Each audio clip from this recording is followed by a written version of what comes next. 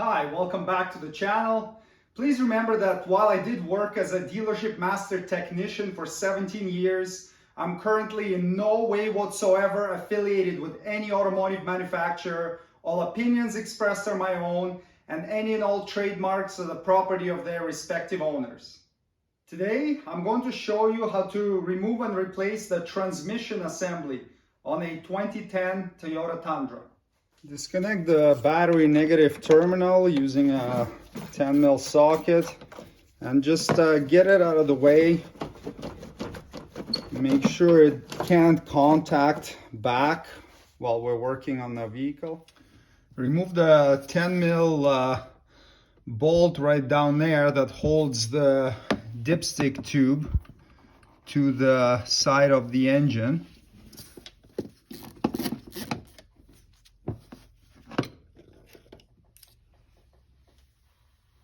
Remove the front wheel with a 22mm socket. Remove the splash covers here. This one here is missing. We have just the front one, so there's a few clips you gotta pull out. Get it out of the way. Remove the clips holding this downstream oxygen sensor wire to the brackets, and then unplug the sensor connector up top.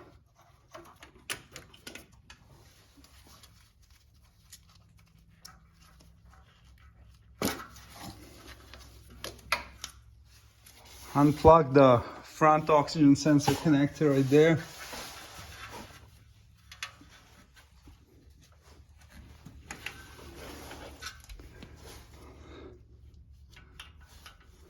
Remove these two 14mm bolts here.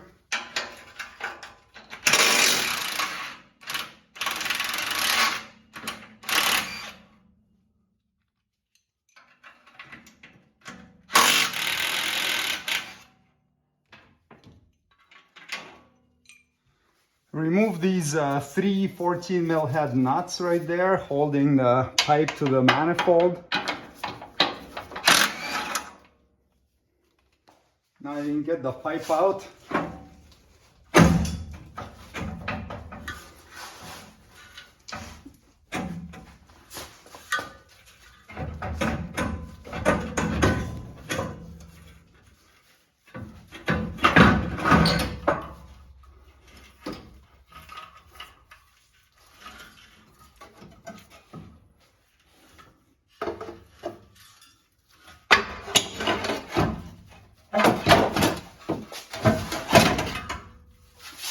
Take off these four 10mm nuts holding the heat shield on. That will give you some room to, once you get the heat shield off, it will give you a little more room over here to get the manifold out.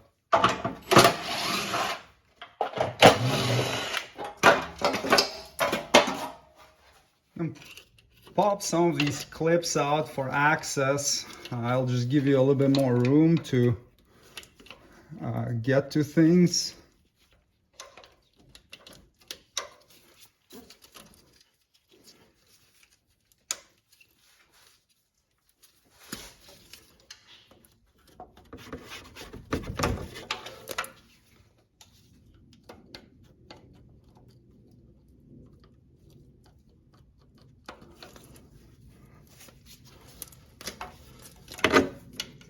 Get this 10mm head heat shield bolt out.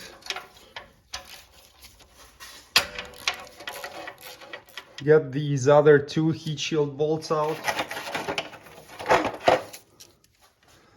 And you can move this harness out of the way. We'll give you a little more room to work there. Now you can get this heat shield out of there.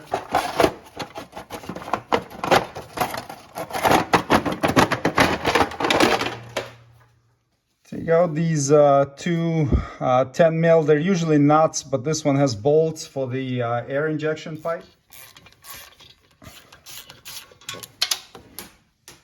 It's a good idea to put some penetrating fluid on all of these exhaust nuts because they're usually a bit rusty, so this will help you get them out easier. I always take out these two nuts right here that hold this little heat shield because that makes the manifold easier to come out.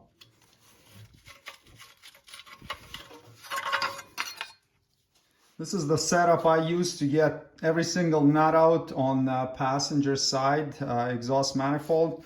So we have a pretty shallow 12 mil 1/4 inch socket on a swivel and then a 1/4 inch extension.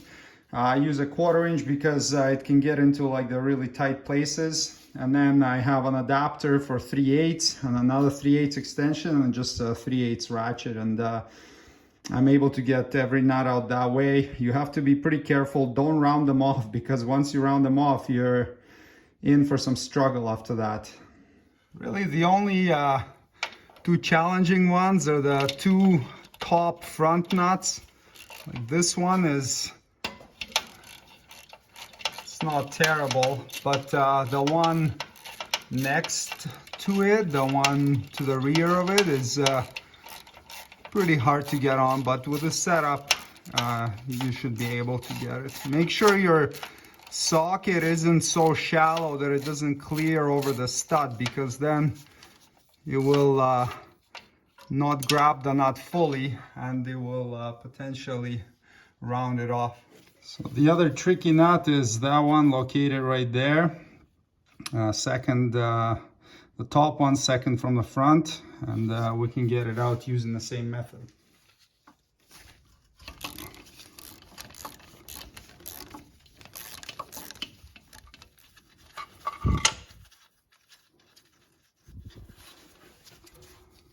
And it's off. So there are 6 more nuts holding the manifold on. They're all easier than the 2 that I just removed, so just go ahead and loosen them off too.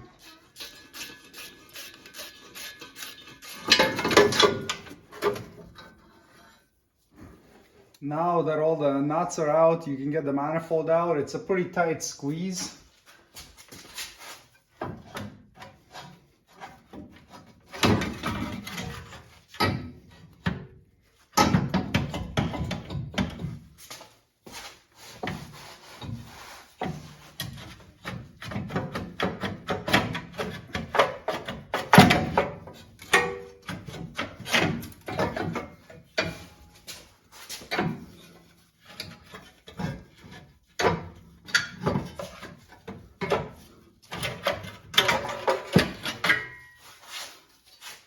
And you can take out the 2 gaskets, one for the air injection pipe and then the actual manifold gasket.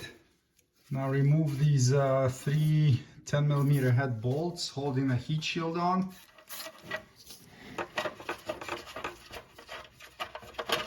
And you can get the heat shield out. Pop this little cover off the starter terminal. I remove the 12mm nut there.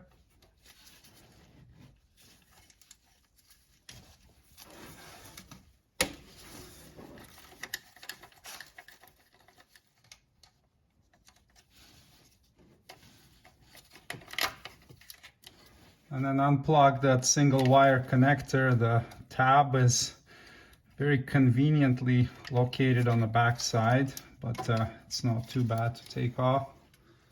And then you have this little wire harness clip that you want to slide off so that you can get the wire out of the way.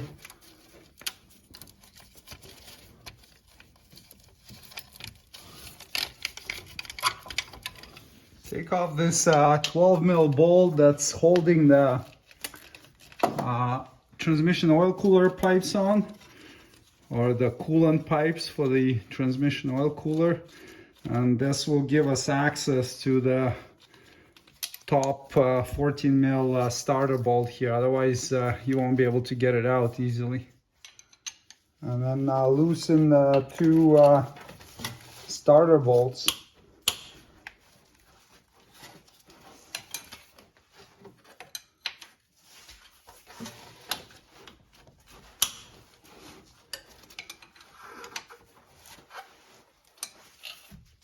once you get the two bolts out, you can get the starter out. So you might have to pry on it a little bit. Sometimes they're kind of stuck in there. So just give it a gentle prying, and then you can sort of wiggle it out the rest of the way usually. There we go.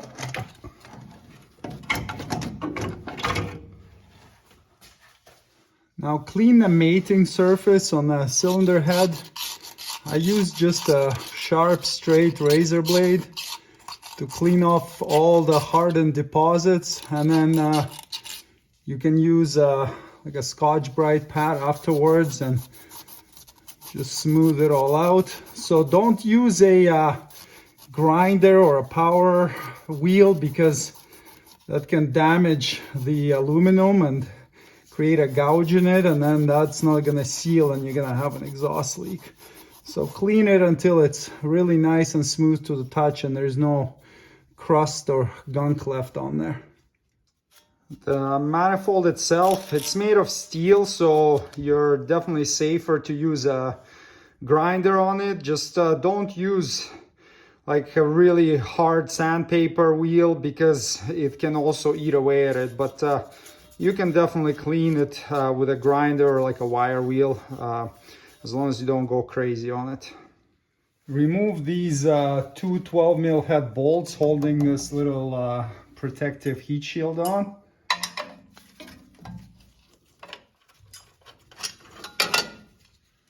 Remove the four 14mm nuts holding the front drive shaft to the transfer case.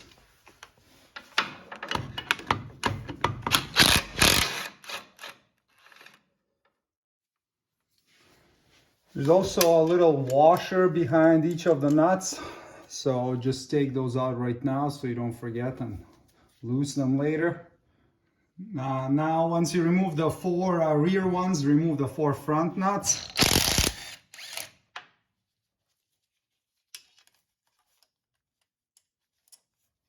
And just keep rotating the drive shaft and taking them all off one by one. It's usually stuck pretty tight to the flanges on the transfer case and front diff, so I use a big punch and there's a nice convenient spot there, and give it a tap until it's loose. And you can do the same in the front.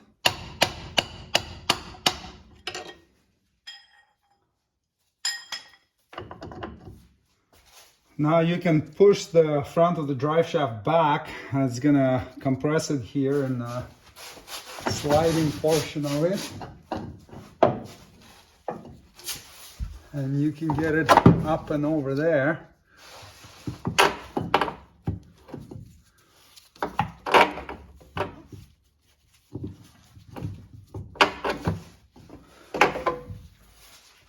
It's a pretty tight squeeze, and watch out for this wire for the crankshaft position sensor so you don't rip it off. But there's just enough room to slide it through there.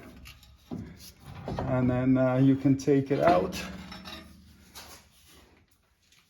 Disconnect the downstream oxygen sensor connector. Disconnect the upstream connector. Sometimes they're really caked in mud and hard to disconnect, and you blow all the mud out around them and just keep working it until you can unclip it. Remove these two 14mm bolts now. I think originally they have nuts welded on the one side. This has been already worked on before, so they've been replaced. If you do have welded on nuts, make sure to loosen the bolts, not the nuts. You won't be able to loosen them.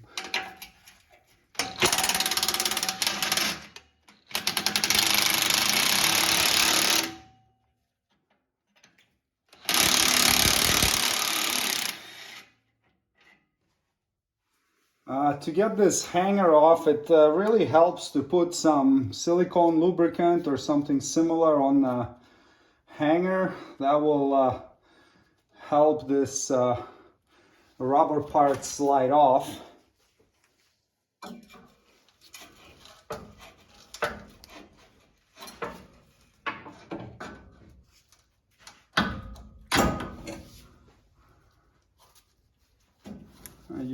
rotate it out of the way. And you can spray some penetrating oil on the 3 nuts right here that hold the pipe to the manifold, and let it soak in for a bit, and then remove them using a 14 mil socket.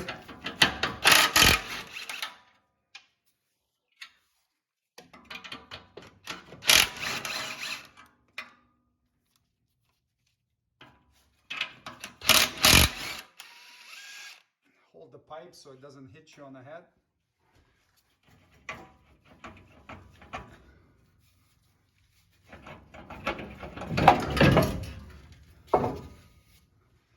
You need the truck to be sitting pretty high off the ground, so either really tall jack stands or a hoist. Otherwise, it's really challenging to get this pipe out, because as you can see, it's hanging quite a bit below the truck, and you'll have to manipulate it to get it out of there.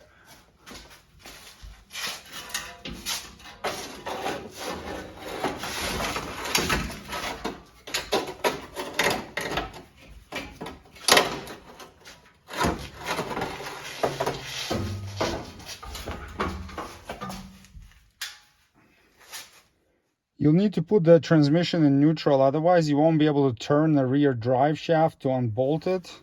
I have the battery disconnected, so we'll pop the shift interlock cover off, and then you just need to stick a screwdriver or something in there and shift it into neutral.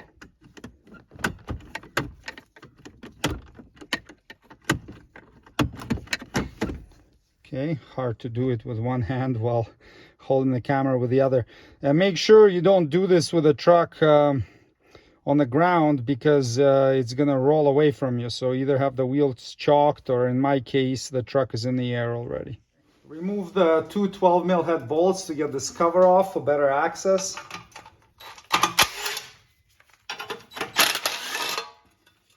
Use a 17 mil socket to get the 4 nuts off. And you just rotate the drive shaft to get to the rest of them. Do the same with the rear, but you have 4 bolts here, and you have to hold the nut from the back with a 17 mil wrench.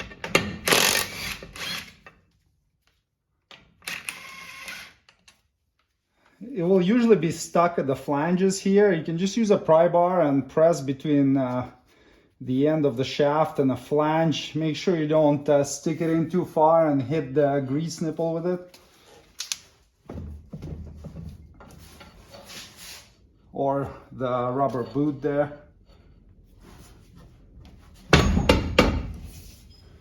On the transfer case side, there's a nice little indent there, and I just use a long punch and give it a couple taps. Now it's disconnected. When it comes to these 2 center bearing bolts, I will usually scribe a mark around where the washers are sitting so that I can put it exactly in the same spot. The manual will give you very detailed instructions on how to set the angles correctly, and it's pretty involved.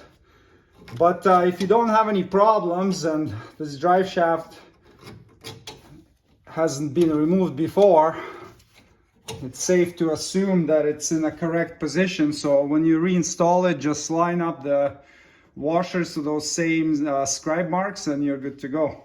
So now you can remove the bolts using a 14 mil socket. Just be aware that at this point the drive shaft will want to drop down. So either support it or have somebody give you a hand.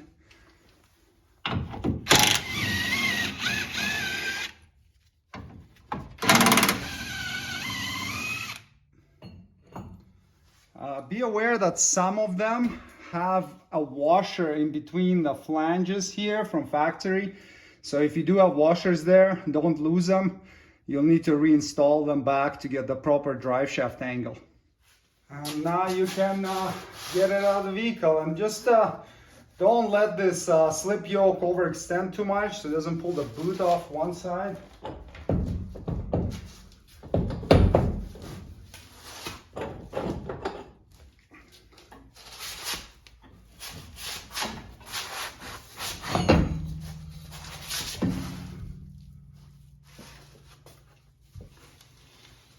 Take off the ground strap nut.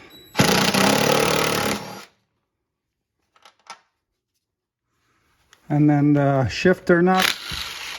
And you can separate the shift cable. Now you've got a few connectors to disconnect here. I've got the one for the park neutral switch. And then you've got a couple for the speed sensors. Sometimes they can be pretty stuck on from the grime and dirt.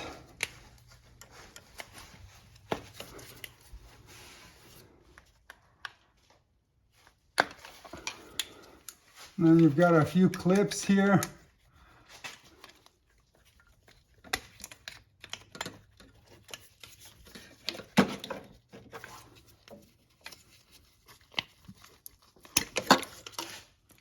The tab on the back of this one. I'm gonna lift it up and then you can slide it off. And one more up top there. The shift cable is held on by this clip, but I find it's usually pretty hard to get out. So you can just unbolt it from the transmission together with a bracket. It's held by those two 12mm head bolts.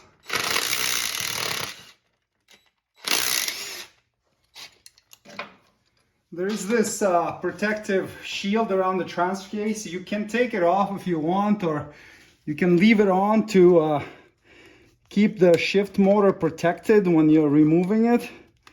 It's up to you, because you can get everything out without removing this shield. So let's start with this connector here. Now you have a couple more connectors. And then this big guy here.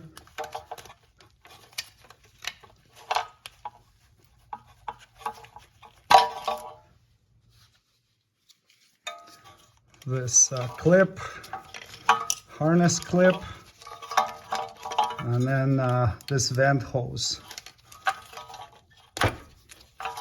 And now you can get this harness out of the way. And then you've got this other harness clip,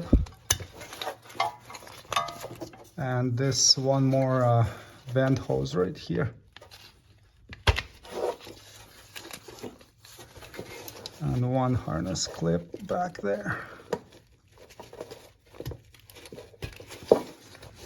Okay, that's it for the transfer case wiring. You'll notice that I also have the driver's side exhaust manifold removed, but this was done for a different reason, and it's not required to remove that side to pull the transmission out. Disconnect these connectors. You have a little tab here. You need to pull and then press down on this thing all the way, and this comes off. And you've got another little connector here as well. You get this guy off its mount.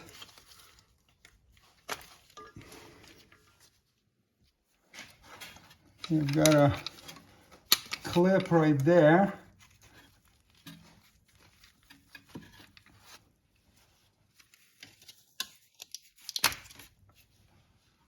And then this thing can slide off.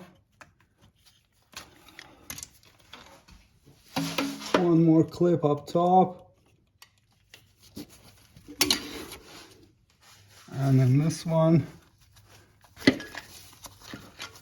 And now the harness is free.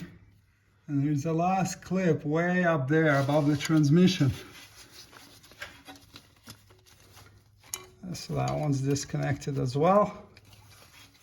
I'll show you on a different transmission I have sitting around here with the next steps. You have two options. You can either unhook all of these vent hoses from this bracket. This was the last clip that I disconnected there for the wiring harness. Because right now they're connected to the wiring harness. So you either unhook everything out of their respective holders and then separate it together with the wiring harness, and you disconnect this breather here as well.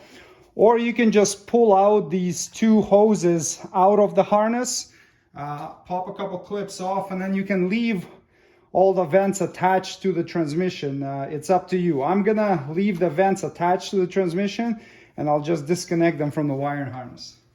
So there are some of these clips holding the vent hose into the harness. You can just slide it right out, or you can disconnect the little clips. It's up to you. I'm gonna slide it out and separate it. And then there's this other one here. We'll just separate this one to get the hoses out of it. So now our hoses are separated from the harness, and we can just pull the harness out of there and get it over onto this side, the driver's side. This wire here goes to the crank sensor. You don't have to remove it to pull the transmission out.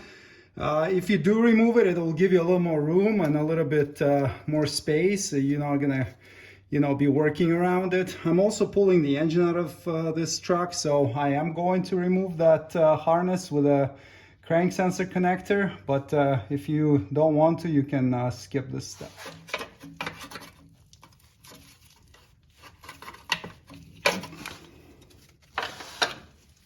You gotta take out the two 10mm bolts here that are holding the cover on. There is this one here, and that's the second one.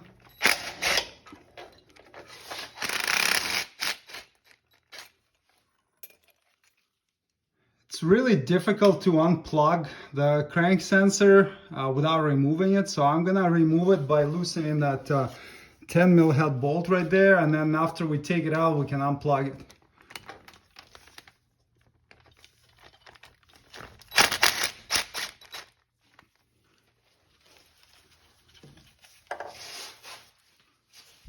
Now that it's out, it's a lot easier to disconnect it, because you can actually access the connector. There we go. And then now we can just put the sensor back in.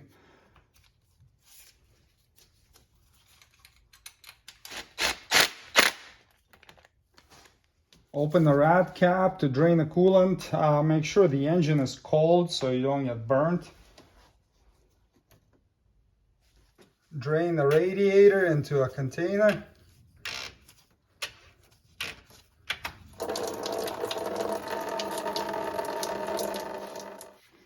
Close the drain once the coolant stops flowing.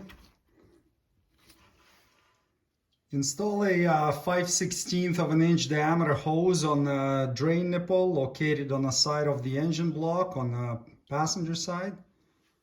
And then use a 10mm socket to open the drain plug right there and drain the coolant from the block into your container.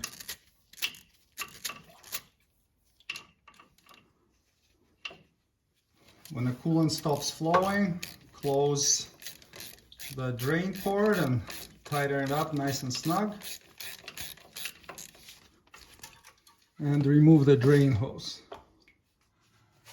There's a coolant drain on the opposite side of the engine as well, but I find that draining one side is sufficient. If you open the other side, pretty much nothing comes out of there, so you can definitely not worry about the other one.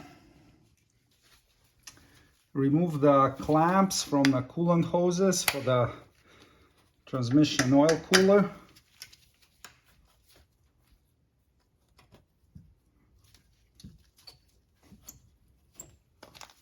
And remove the clamps for the transmission oil cooler hoses.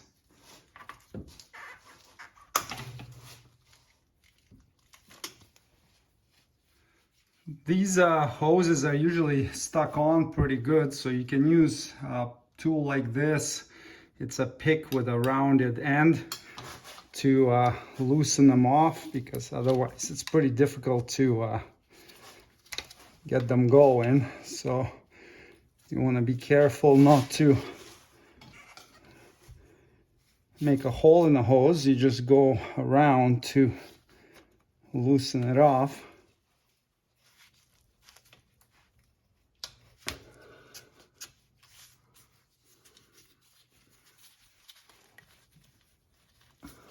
Okay, get your drain pan ready, because even though we drain the engine, there's still going to be some coolant coming out of here.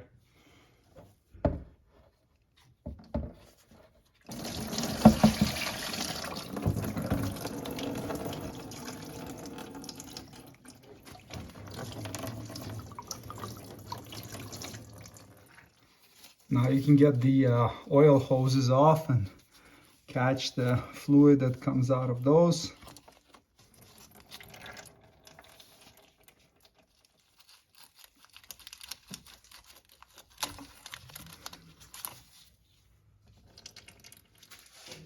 Now you can take these pipes and just move them out of the way so that you can get the transmission out.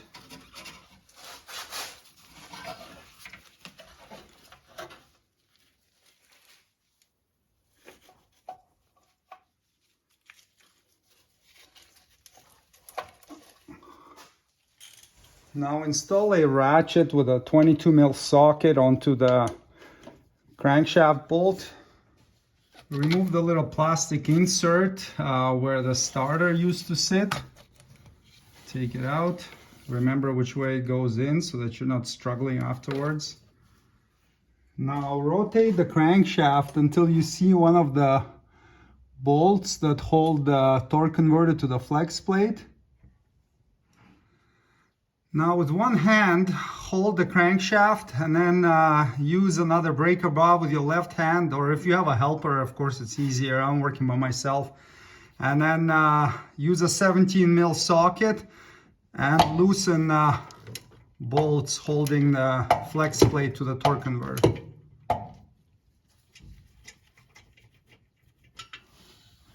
Get the bolt out. Now repeat this process five more times. There's a total of 6 bolts holding it, so keep going around and take them all out. There are a total of 8 bolts holding the transfer case to the transmission. 3 of them are here from the transmission side, and the other 5 are from the opposite side. You can see 3 here, and then there are 2 at the very top above. So what I usually do is I remove 6 of the easy to reach ones, and then I leave 2 holding it all together before I drop the cross member down. Now that we got most of the bolts holding the transfer case out, you can remove those 4 14 mil head bolts holding the transmission mount to the cross member. You can now remove these 4 17 mil head nuts. Do not remove the bolts though. The bolts are still holding the cross member, so just loosen the nuts for now. And you can get the nuts off. And you can get 2 of the bolts out. Leave 2 still holding the cross member.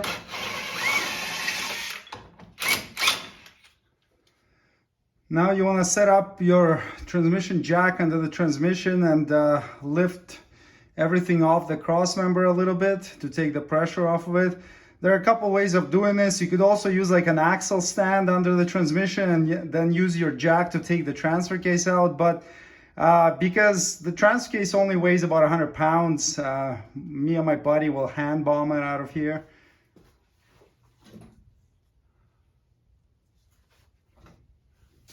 Now you can take out these last 2 bolts.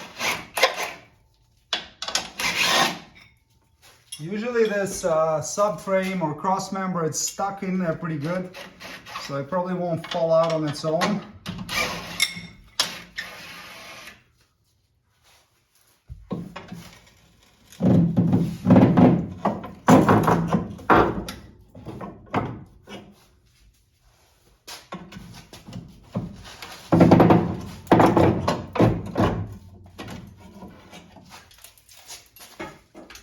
And now the last 2 bolts holding the transfer case can be removed, and then it can just slide straight back out.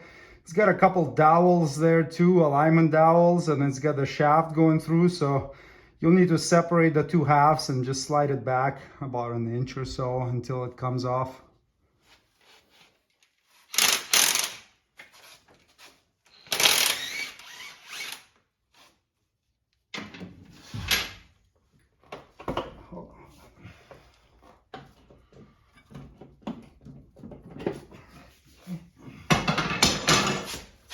Yeah. Okay, don't smash your head when it pops back. We can just set it down, man. Nice work, my friend. Still got it. Still got those guns, eh? The transmission is bolted to the engine with 10 bolts. You can see there are four 14mm head ones, 2 on each side, and then there are 3 17mm head ones. So there's a couple you can see, and then there are 2 up top right above the transmission. And the other side is the same. So there's the 2 14s, 2 17s, and then still those 2 up top remaining. Now what I usually do is I'll take out 8 of them and I leave 2 big ones, 1 on each side holding it. Okay, let's remove the last bolts.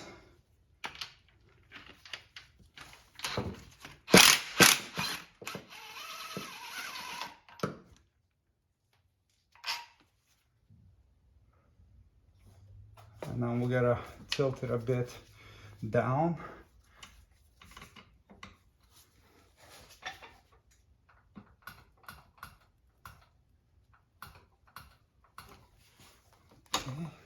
Okay, well, we'll just lower it a little more probably. There we go. Okay.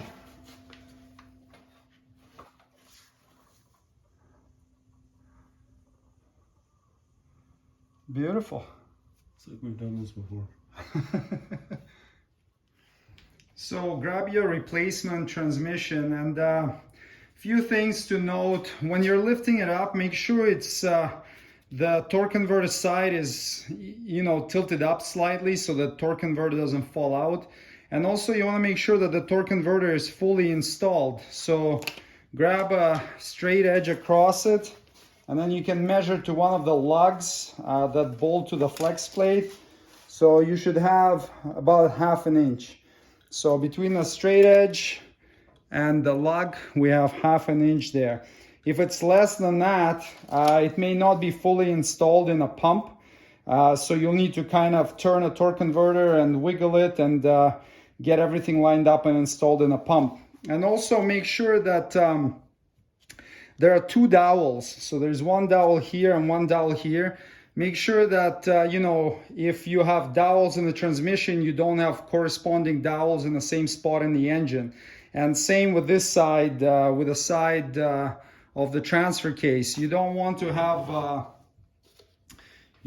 extra dowels sticking out of there, the same ones that are in the transfer case. So if there are some extra dowels, let's say you got a transmission from a wrecker and it came with the dowels and there are also dowels in the engine, grab them with some vice grips and you'll be able to wiggle them and pull them out. You may need to heat them, but usually you don't. Just vice grip them and wiggle them out of the way. So now we can get this on a tranny jack and get it back into the truck. Okay, let's pump it up.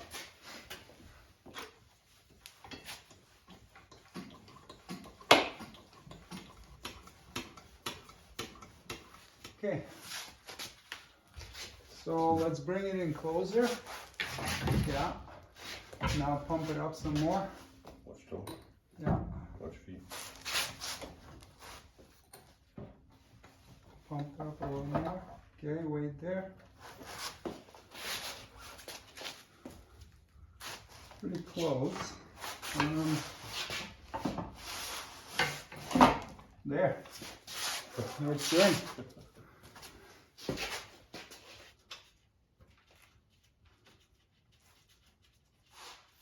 Okay. Once the transmission's in place, install 4 of these 14mm head bolts and 6 of the 17mm head bolts, and torque the little ones to 27 foot-pounds and the big ones to 52 foot-pounds.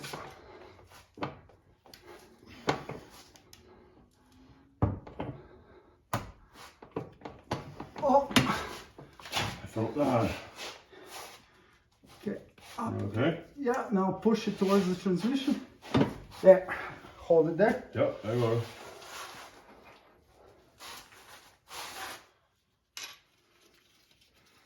We have the gun sour.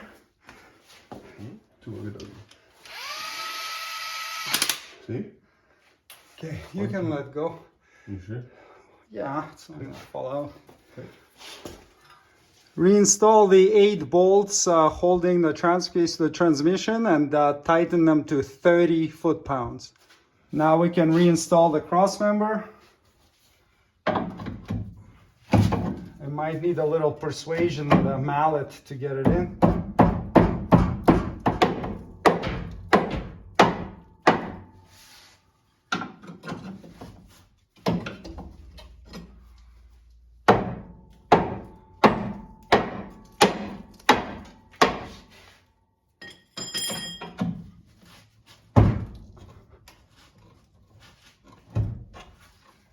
Get all the 4 bolts through, and now we can lower the transmission down onto the cross member.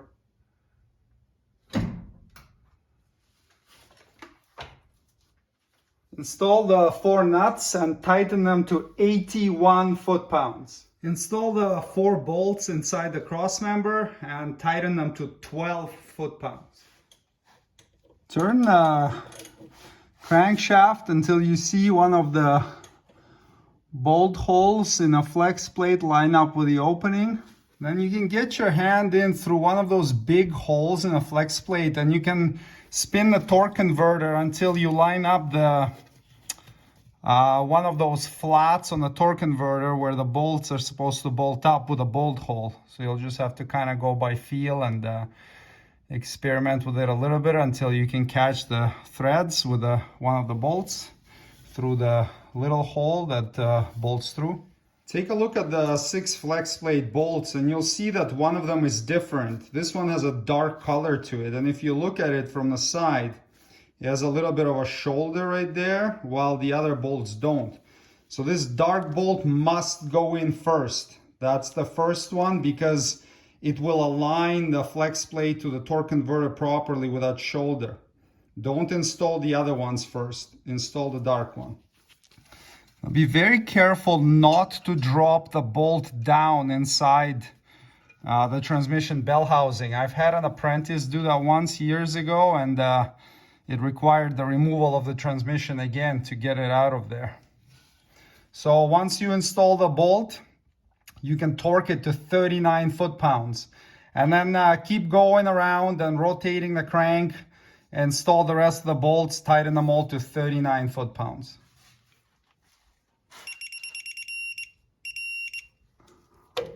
Install the little plastic cover right there. Reconnect the coolant hoses and the transmission fluid hoses from the cooler. Reconnect all the connectors and reinstall the clips on the passenger side of the vehicle. Reinstall all the connectors, wire harness clips, the vent hose clips, connector here, and plug in the crankshaft position sensor. That's all on the driver's side of the transmission. Reinstall the shifter cable bracket with the 2 bolts, tighten them to 9 foot-pounds. Reclip this connector, reinstall the ground cable, tighten to 4 foot-pounds, and then reinstall the nut on the shifter cable, tighten to 10 foot-pounds. Reconnect the 2 vent hoses here and a wire clip and 3 electrical connectors on the transfer case, one being at the bottom.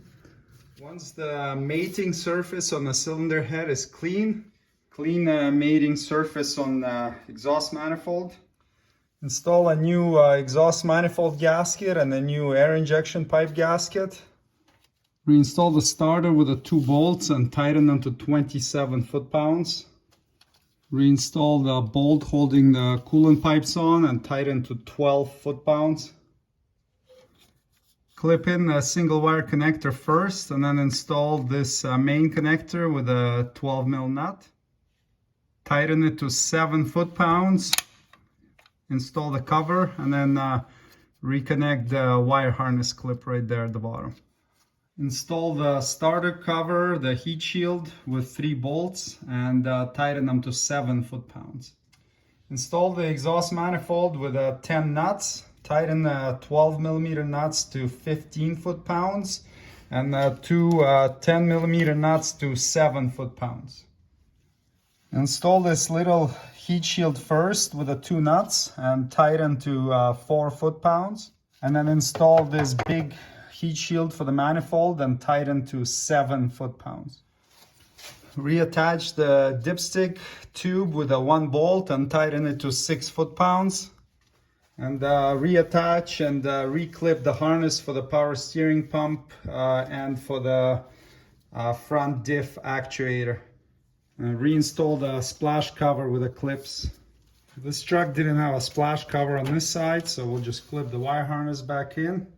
Reinstall the heat shield with the 4 nuts and tighten to 4 foot-pounds. Clean all the exhaust pipe flange mating surfaces. Install new gaskets on both sides. Reinstall the exhaust pipe. Tighten those 3 nuts to 40 foot-pounds and then reconnect the front oxygen sensor. Reconnect the rear oxygen sensor and then tighten these bolts to 35 foot-pounds. Clean all the exhaust pipe flange mating surfaces. Install new gaskets on both sides. Reinstall the exhaust pipe. Tighten those 3 nuts to 40 foot-pounds and plug in the front oxygen sensor. Plug in the rear oxygen sensor and attach the exhaust hanger. And tighten the rear bolts to 35 foot-pounds. Reinstall the front drive shaft same way we took it out. Make sure that the rubber boot on it here points towards the rear of the vehicle. And then install the 8 washers and 8 nuts and then tighten them to 59 foot-pounds.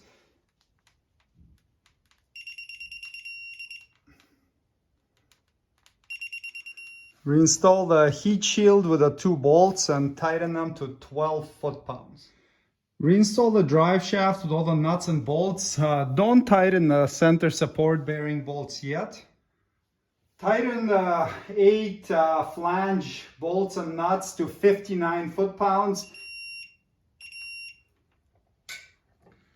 Now realign the steady bearing to the match marks that you made earlier. As I mentioned before, there is a pretty involved procedure for measuring the drive shaft angles and setting them, but if you had no issues before, then just align it back exactly the way it was and tighten the 2 bolts to 30 foot-pounds. Reinstall the heat shield on the transfer case with the 2 bolts and tighten to 15 foot-pounds. Install the passenger side wheel and snug that one up. Tighten to 97 foot-pounds. Tighten the negative battery terminal until it's nice and snug and cannot be moved by hand. Refill the engine with coolant and bleed the system. I'll have a separate video on how to do that. If you replace the transmission with one from a different vehicle or a new transmission, you have to reset the memory. Because if you don't, it's not going to shift properly.